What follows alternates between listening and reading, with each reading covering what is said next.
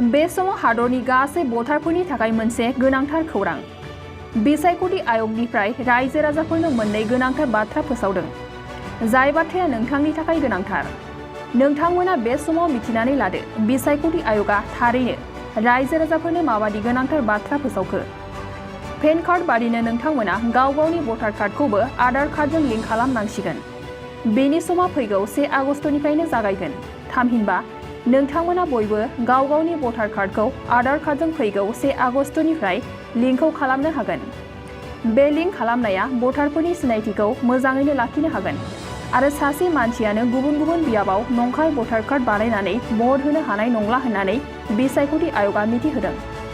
लोगोसे जायनाव आधार कार्ड गैया बेहा गुबुन फोरमान लाइसिफोरनि गेजेरजोंबो खालामनो हागोन होननानै मिथिहोदों। बेजोंनो लोगोसे मोनसे मिथिहोबावनायानो जादों 17 बोसोर बैसोआवनो बे खेबनिफ्राय लाइमोना भटार कार्डखौ एप्लाइ खालामनो हासिगोन। भटार कार्डनि एप्लाइ खालामनो थाखाय 18 बोसोर बैसो जानायखौ नेनो गोनां जानाय नंला।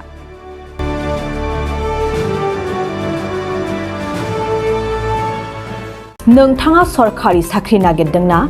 नोंथांनि थाखाय मोनसे गोजोनथाव खौरां। नोंथांनि थाखाय दं एडुकेट पइन्ट, जेराव नोंथाङा सोलोंथाइ लानायनि गेजेरजों सरकारि साख्रिनि गुबुन गुबुन रोखोमनि गोब्राब आनजादफोरखौ उथ्रिसारनो हागोन आरो गावनि आथिङाव गसंथानो हागोन।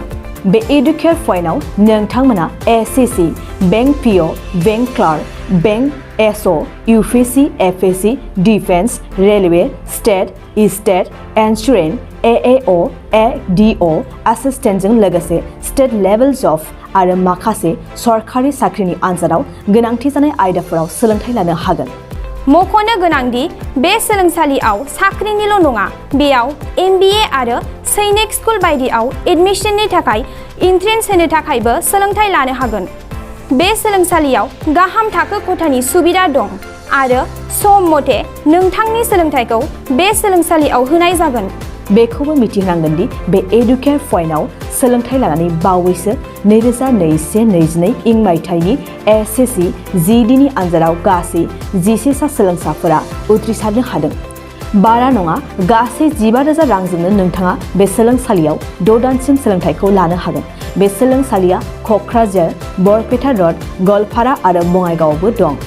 क'क्राझाराव सोलोंथाइ लानो गोसो गुदुं जानाय सुबुंफोरा 70020263133 9101 536360 70020263133 9101536360